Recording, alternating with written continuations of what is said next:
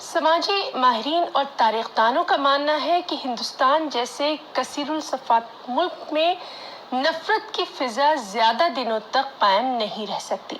محبت، بھائی چارگی اور اخوت ہندوستان کی مٹی میں ہی پوشیدہ ہے۔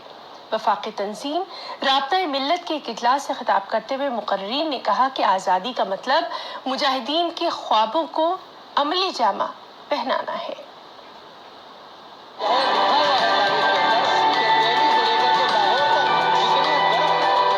رابطہ ملت کی جانب سے منعقد کیے گئے اس جلسے عام میں تمام مذاہب کے ماننے والوں کو مدعو کیا تھا۔ یوم آزادی کی مناسبت سے منعقد کیے گئے اس اجلاس عام میں مقررین نے جدوجہد آزادی کے مختلف پہلوؤں پر روشنی ڈالی۔ مقررین نے کہا کہ انیکتا میں ایکتا ہی اس ملک کی سب سے بڑی خوبی ہے۔ میں سمجھتا ہوں ہمارا دیش اتنا سرکشت ہے اور اتنا وکست ہے اور اتنا شکشت ہے کہ ان کے بہکاوے میں ہمارے دیش کے لوگ آنے والے نہیں ہیں، اس لیے کہ ہم ایک ساتھ رہتے ہیں، ایک ساتھ بستے ہیں، ایک دوسرے سے ہماری ضرورتیں وابستہ ہیں، ایک دوسرے سے لین دین ہمارا جڑا ہوا ہے، ہماری دیواریں ایک دوسرے سے ملی ہوئی ہیں، ہمارے تہوار میں ایک دوسرے کے ساتھ شامل ہونا ہمارے کلچر، ہماری فطرت کے اندر شامل ہے۔ مقررین نے کہا کہ جنگ آزادی میں ہزاروں مجاہدین نے قربانی دی، تاہم کچھ ہی کے نام تاریخ میں موجود ہیں۔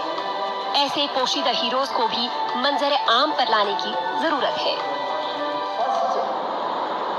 War of Indian independence was fought by Rani Lakshmibai, and for your information, she was supported by one Mr.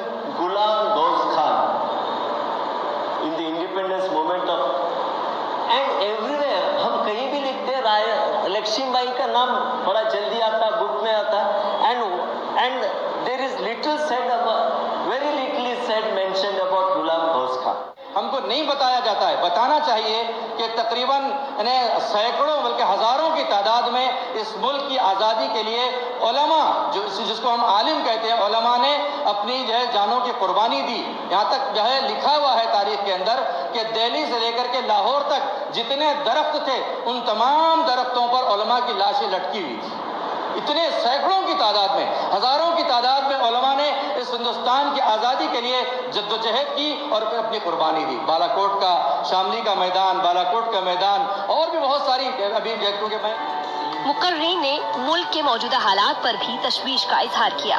مقررین نے کہا کہ ذہنی آزادی، آزاد سوچ اور اختلاف رائے کا احترام ہی ہندوستان کی اصل آزادی ہے۔ نیوز 18 اردو کے لیے گلبرگہ سے جواد میر کی رپورٹ۔